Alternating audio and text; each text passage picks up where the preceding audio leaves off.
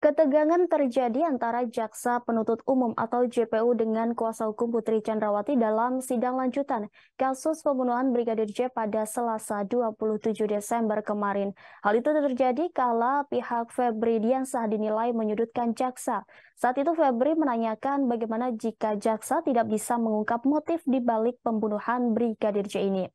Lantas pertanyaan tersebut langsung direspons oleh JPU sebab dianggap tak bisa mengungkap motif perkara ini. Tapi hakim justru mempersilahkan kuasa hukum Verdi Sambo untuk melanjutkan pertanyaannya. Hakim memberi kesempatan kepada jaksa untuk menanggapi di dalam tuntutan. Dalam sidang kali ini, pihak kuasa hukum Verdi Sambo menghadirkan saksi ahli untuk meringankan tuntutan klien mereka. Jaksa menilai bahwa pertanyaan penasihat hukum Sambo sudah keluar dari keahlian saksi. Dalam persidangan kali ini, penasihat hukum dan Putri Chandrawati menghadirkan ahli meringankan dari Universitas Andalas, Elwi Daniel. Dalam sidang, Elwi Daniel menyebut hasil tes poligraf Verdi Sambo dan terdakwa lainnya tak bisa dijadikan alat bukti. Menurutnya, tes poligraf merupakan mekanisme yang masih bisa diperdebatkan lebih lanjut, terutama terkait posisinya apakah sebagai alat bukti atau barang bukti. Oleh sebab itu, dia menilai perlu adanya kesesuaian dengan peraturan yang diacu terkait penggunaan lie detector, khususnya tes poligraf. Jika dalam prosesnya terdapat ketidaksesuaian dengan hukum yang mengatur, maka hasil tes poligraf itu disebut Elwi mesti dikesampingkan sebagai bukti. Sebelumnya, saksi ahli poligraf Aji Febrianto Ar-Rasyid memaparkan hasil tes poligraf dari masing-masing terdakwa. Dalam persidangan yang digelar di Pengadilan Negeri Jakarta Selatan, Aji Febrianto menuturkan keakuratan poligraf sebesar 93%. Selain itu, dari kelima terdakwa yang dihadirkan, semuanya memiliki nilai tes poligraf yang berbeda. Yang pertama adalah Verdi Sambo. Aji menyampaikan SKD Propam Polri itu mendapat nilai sebesar -8. Artinya Verdi Sambo terindikasi berbohong. Sementara itu istri Verdi Sambo yakni Putri Chandrawati mendapatkan nilai sebesar -25, lebih besar daripada Verdi Sambo. Kemudian terdakwa Kuatmaruf melakukan 2 kali tes poligraf. Pertanyaan pertama terindikasi jujur, sedangkan yang kedua terindikasi berbohong.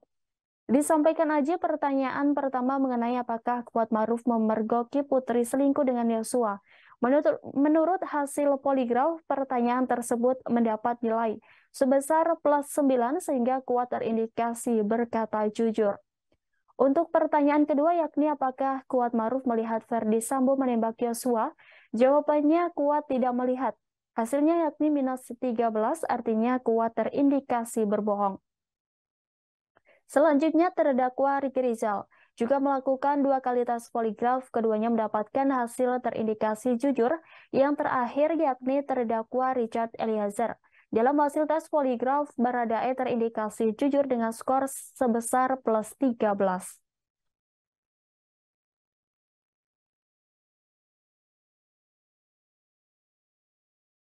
Jika jaksa penuntut umum gagal membuktikan motif dalam perkara. Izin Bapak, ini pertanyaan penasihat hukum ini mengatakan tidak menyimpulkan, tetapi menyebutkan jaksa tidak membuktikan.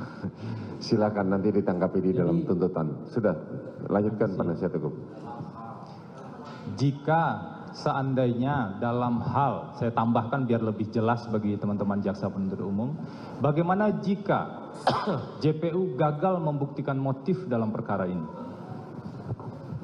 Izin Bapak, sebelum dijawab oleh ahli, bagaimana penasihat hukum bisa memikirkan bahwa kami ini gagal membuktikan? Jika itu kan artinya kamu bentuk opini, tanya saja sesuai dengan keahliannya. majelis hakim tidak melarang pertanyaan tersebut. Silakan lanjutkan nanti, silakan tanggapi di tuntutan. Lanjutkan penasihat hukum. Silakan dijawab saudara ahli. Baik, mohon izin kawan penuntut umum. Tadi sudah saya jelaskan di awal keterangan saya. Terima kasih sudah nonton. Jangan lupa like, subscribe, dan share ya.